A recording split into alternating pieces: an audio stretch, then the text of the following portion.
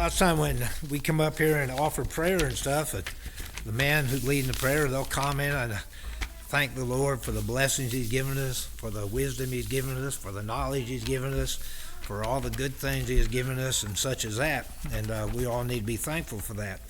And God also has given all of us the opportunity to make decisions. And we have the opportunity to make decisions throughout our lives. Sometimes they're good decisions, sometimes they're not so good, and sometimes they're bad decisions. So we got to realize that God has given us the ability to do lots of things. I came across this story. I think is really something that's kind of neat, and I'd like to read that for us all tonight and hope we get some benefit from it. After a few of the usual Sunday evening hymns, the church minister slowly stood up and walked over to the pulpit. Before he gave the sermon, he briefly introduced a guest minister. The preacher told the congregation that the guest minister was one of his dearest childhood friends, that he wanted him to have a few moments to greet the church and to share whatever he felt would be appropriate. An elderly man stepped up to the pulpit and began to speak. A father, his son, and a friend of his son were sailing off the Pacific coast. A fast approaching storm blocked any attempt for them to turn back to shore. The waves were so high that even though the father was an experienced sailor, he could not keep the boat upright. The three were swept into the ocean as the boat capsized. The old man hesitated for a moment, making eye contact with two teenagers who were for the first time since the service began, looking somewhat interested in the story. The old minister continued with the story. Grabbing a rescue line, the father had to make the most excruciating decision of his life. To which boy would he throw the other end of the lifeline? He only had seconds to make that decision. The father knew that his son was a Christian, that his son's friend was not. The agony of this decision would not be matched by the torrent of the waves. As the father yelled out, "I love you, son," he threw out the lifeline to the son's friend.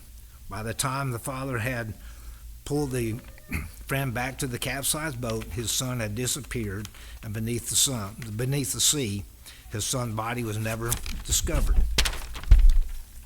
By the time the two teenagers were sitting up straight in the pew, anxiously waiting for the next words to come out of the old minister's mouth, he continued. He knew his son would step into eternity with Jesus, and he could not bear the thought of his son's friend stepping into an eternity without Jesus. Therefore, he sacrificed his son to serve the son's friend. How great is the love of God that he would do the same for us. Our Heavenly Father sacrificed His only begotten that we could be saved. I urge you to accept this offer to rescue you and take hold of the lifeline.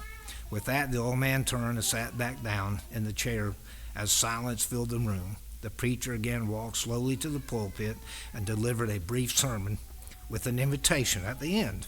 However, nobody responded. Within minutes after the service, the two teenagers were at the side of the old man.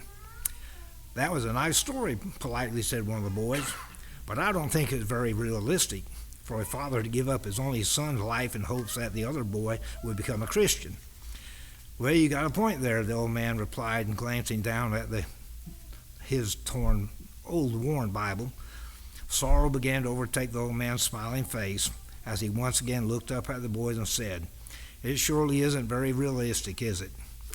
But I'm here today to tell you that I've understood more than most the pain God must have felt to give up His only son for you see, I am the man who lost his son to the ocean that day, and my son's friend that I chose to save is your minister." That's kind of a neat story. Whether it's true or not, I don't know, but it has a very good ending and a realistic one too. We have opportunity throughout our lives to do things that might be difficult, might be hard. Hope none of us ever had to make a decision like this, but what would you do if you did? What if you had a situation come up where you had family members? You had, say, your daughter and son Say your daughter was a member of the church, your son wasn't, and you had an opportunity, say if your house is on fire, what would you do? How would you make that decision? That'd be hard to do, and I hope none of us ever had to confront that, but if you did, it's something you need to think about. So we need to prepare our friends, our children, our loved ones before that ever comes about, because if we're prepared and we know they're going to have a heavenly home, there's nothing better than that. So if you have opportunity to teach someone, neighbor, whoever, you need to do so.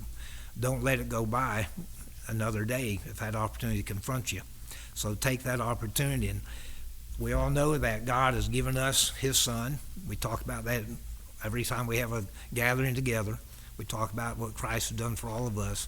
He given his son that we can have that chance for a heavenly home if we accept him, we acknowledge who he is, and we come forward and we are baptized and we seek to be a follower and a servant to the Lord the rest of our lives. We have to be obedient and faithful for the end of our life. So if you have that opportunity tonight, if you have that desire to do so, please come forward as we stand to sing.